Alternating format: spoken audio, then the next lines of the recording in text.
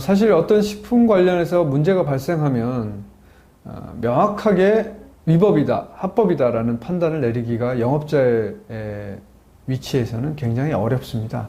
그래서 가장 많이 하는 것이 우리 국민신문고나 이런 민원을 통해서 질의를 하거나 또는 식품의약품안전처에 직접 공문서를 통해서 해당 법령 조항이나 해당 문제에 대해서 의견을 물어보는 것이 일반적일 것입니다.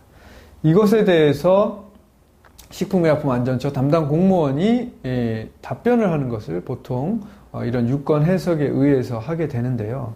사실은 이 유권 해석 자체가 법적인 효력은 없습니다. 어차피 법을 판단하는 것은 법원이지 법을 집행하는 행정기관이 아닙니다.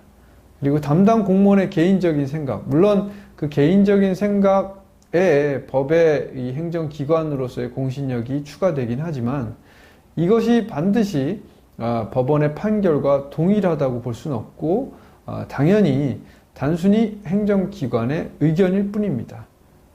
그렇기 때문에 이 의견에 대해서는 법원에서 참고자료로 사용될 뿐 법원의 판결과 동일시돼서 사용되지는 않고 있습니다.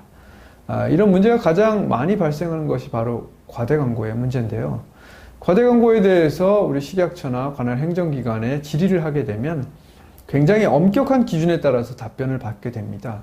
그래서 대부분의 영업자들이 아마 식품위생법을 위반한 것으로 이렇게 유권 해석을 받게 되는데 사실 대법원 판례에 의하면 또는 헌법재판소의 결정에 따르면은 이 모든 과대광고에 대한 판단은 그 광고를 보고 듣고 판단을 하게 되는 사회평균인의 판단이 바로 과대광고를 판단하는 기준이 된다고 명시하고 있습니다.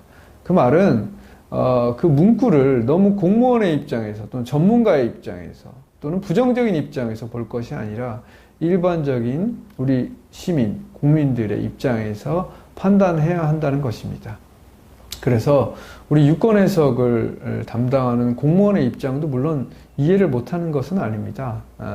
당연히 법을 통해서 해당 산업을 관리하기 위해서는 보다 엄격한 잣대를 가지고 관리해야 되는 것은 맞습니다.